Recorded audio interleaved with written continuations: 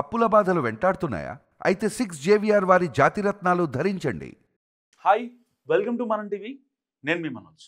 So H1B వీసాల విషయంలో చాలా ఎలకత్ మఫ్లీ చేస్తున్నాడు ట్రంప్. ఏకంగా H1B వీసా కోసం $1,00,000 కడితేనే రండి, లేదంటే అక్కర్లేదు అని చెప్తున్నాడు.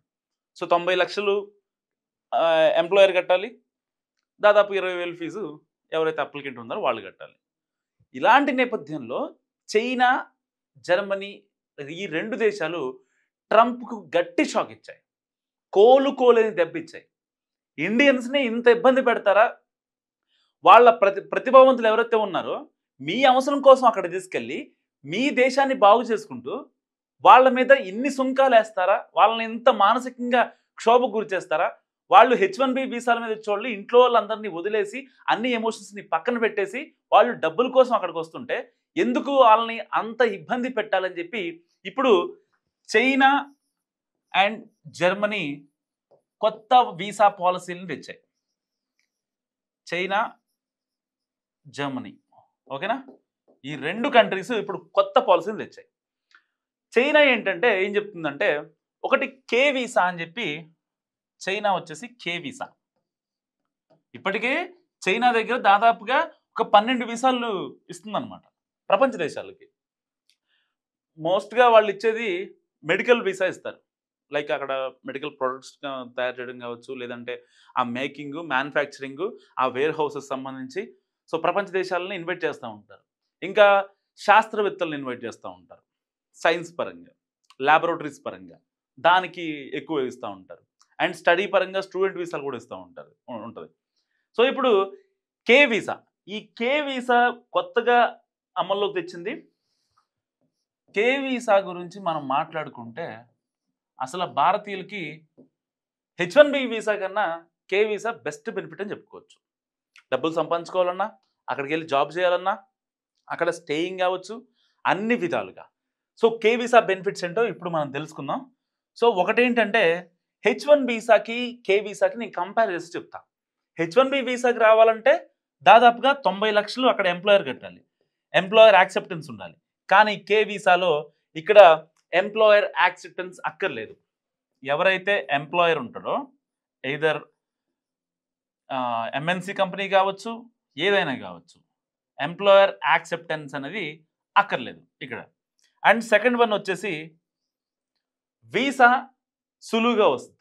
సులువుగా అంటే మీరు అప్లై చేయకుండానే కాదు, ఇక్కడ మీ మీద ఎలాంటి కేసులు, FIRలు అలాంటివి లేకుండా, నేర చరిత్ర ఏమీ లేకుంటే చాలా ఈజీగా సింపుల్ స్టెప్స్లో మీకు కే వీసా వచ్చేసింది. అండ్ ఇంకోటి ఏంటో చెప్పనా, ఇక్కడ ఈ కే వీసాలో మీకు అక్కడ స్టేయింగ్ కూడా ఇంక్లూడ్ చేస్తున్నారు అనమాట. సో దానికి ఆ స్టేయింగ్ కావచ్చు అండ్ మెడికల్ ఎమర్జెన్సీస్ వాటికి సంబంధించిన కూడా ఈ వీసాలోనే ఇంక్లూడ్ చేస్తారు విత్ నామినల్ సర్చార్జ్. గుర్తుపెట్టుకోండి, నామినల్ సర్చార్జ్. ఒక యూకే వెళ్ళే స్టూడెంట్ ఆ వీసా కోసం, స్టూడెంట్ వీసా కోసం దాదాపుగా ఒక 2 లక్షలు మెడికల్ బిల్స్ కోసమే ఇక్కడ నుంచి వెళ్ళే లోపలే కట్టాలి. ఈవెన్ అమెరికా అయినా అంతే, 1,70,000 ఐ థింక్, ఇది స్టూడెంట్ వీసా కోసం. కానీ ఇక్కడ ఒకే ఒక్క కే వీసాతో మనం అక్కడికి వెళ్ళి జాబ్ చేసుకోవచ్చు, బిజినెస్ చేసుకోవచ్చు, లేదంటే అక్కడ IT సెక్టార్లో వర్క్ చేసుకోవచ్చు, లేదంటే మెడికల్ దాంట్లో వర్క్ చేసుకోవచ్చు, వేర్ హౌస్లో వర్క్ చేసుకోవచ్చు. ఇబ్బంది ఏం లేదు. అక్కడ ఏమన్నా చిన్న ఒక దుకాణం స్టార్ట్ చేయాలన్నా చేసుకోవచ్చు. లేదు అక్కడ ఏమన్నా మనకి ఇబ్బంది అయింది, దానికి సంబంధించి మెడికల్ పరంగా కూడా ఈ కే వీసా చాలా సపోర్ట్ ఇస్తుంది. అండ్ జర్మన్ దేశం కూడా మనల్ని, ఇండియా వాళ్ళని రమ్మని చెప్పి చాలా ఘంటాపదంగా చెప్తున్న పరిస్థితి. ఇటు చైనా అక్టోబర్ 1st వీక్ నుంచి ఈ కే వీసా ఇస్తుంది.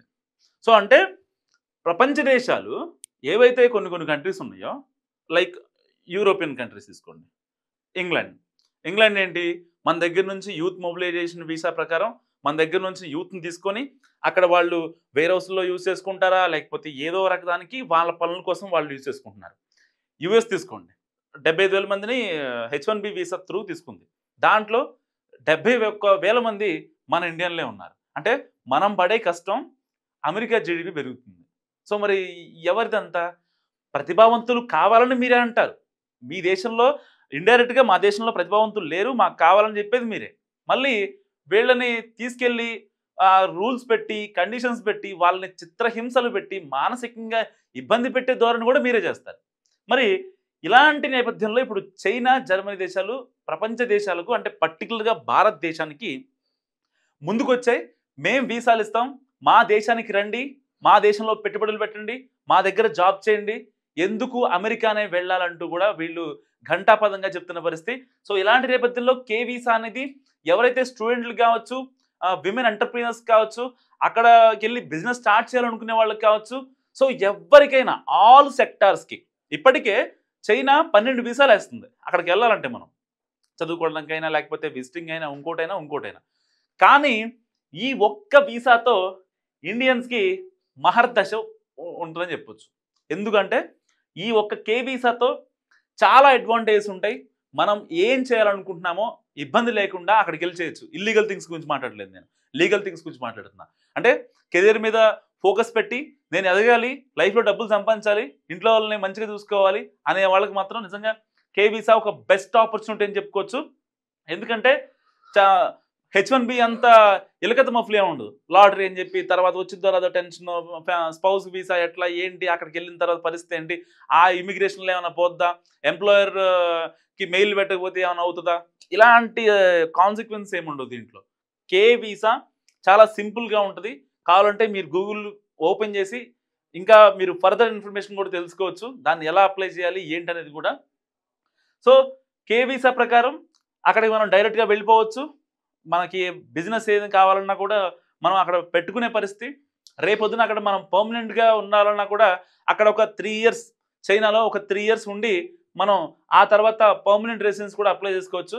సో ఎలాంటి అంటే ఇప్పుడు ప్రపంచ దేశాలు ఏవైతే పెడుతున్నాయో లైక్ ఇంగ్లాండ్ కావచ్చు, ఇంకా యుఎస్ కంట్రీస్ కావచ్చు, ఏదైతే కెనడా కావచ్చు, ఇలాంటి కంట్రీస్ పెడుతున్న ఆంక్షలన్నింటినీ సడలింపు చేస్తూ సరళీకృతంగా మార్చి ఇప్పుడు చైనా, జర్మనీ ప్రత్యేకంగా ఇండియా కోసం ఒక అడుగు ముందుకేసి మా దేశం రండి, మీ యువత మా దగ్గర పనిచేయండి, డబ్బులు సంపాదించండి, ఎలాంటి ఇబ్బందులు పెట్టమంటూ కూడా వాళ్ళు ప్రపంచ దేశాలకు ఒక హింట్ ఇస్తున్న పరిస్థితి. అంటే ప్రపంచ దేశాల్లో బేసిక్గా భారతీయులు అంటే ఒక చులకన భావం ఏర్పడుతుంది. ఎక్కడికి వెళ్ళినా కానీ గో బ్యాక్ ఇండియన్స్ అని మాట్లాడుతున్నారు. కేవలం పర్టికులర్గా $1,00,000 పెట్టి ఇవాళ భారతీయుల్ని ఫిల్టర్ చేసే ఒక ఒక దుశ్చర్య జరుగుతూ ఉంది ట్రంప్ నేతృత్వంలో. సో ఇలాంటి టైంలో మొన్న రీసెంట్గా షాంఘై సదస్సు జరిగింది కదా, ఆ సదస్సులో మోడీ, జిన్పింగ్ ఇంకా ఆయన పుతిన్ గారు ఉన్నారు కదా, వీళ్ళు ముగ్గురు కలిసి భేటీ అయ్యారు. ఆ భేటీలో ఈ కే వీసా గురించి కూడా ఒక చర్చ జరిగిన నేపథ్యం. సో కే వీసా ప్రత్యేకంగా ఎవరైతే తమని తాము ప్రూవ్ చేసుకుంటారని అనుకుంటారో వాళ్ళ కోసం ఈ కే వీసా. సో ఈ కే వీసా కనుక మీరు తీసుకుంటే నిజంగా మీ పంట పండినట్టే. సో ఐటీ పరంగా ఏదైతే కంపెనీలు ఉంటాయో వాటికి వర్క్ చేయొచ్చు. అంటే not only MNCs, job is job. ఇప్పుడు ఒక జాబ్ కావాలి, అది పెద్ద కంపెనీ చేస్తా, చిన్న కంపెనీ నేను చేయనంటే సర్వైవల్ కష్టం కదా. సో వాళ్ళ కోసం చెప్తున్నా, ప్రతి ఒక్కరికి H1B మీద వెళ్ళాలని ఉంటుంది. H1B అంటే దాన్ని అట్లా తయారు చేస్తారు, దానికి ఒక భూమి ఇచ్చారు, దానికి ఒక తీసుకెళ్ళి పైన కూర్చోబెట్టారు. కానీ ఏదైనా మనం ఇచ్చినంత వరకే, మనం ఇవ్వకపోతే ఆ H1B లేదు, ఏమీ లేదు. మనమే వెళ్ళాలంటే అసలు ఆ వీసాలు వేసేటోడు ఎవరు, అప్లికెంట్లు ఎవరు, తీసుకెళ్లే ఎంప్లాయర్స్ ఎవరు లేరు కదా. సో చైనా అన్నిటినీ దృష్టిలో పెట్టుకునే ఇప్పుడు ఫ్యూచర్ రానున్న 10 ఏళ్లను దృష్టిలో పెట్టుకొని ఈ కే వీసాని ఇంట్రడ్యూస్ చేసింది. సో ఈ కే వీసా గురించి మీరేమనుకుంటున్నారో నా కామెంట్ రూపంలో చెప్పండి. చూస్తూనే ఉండండి మన టీవీ.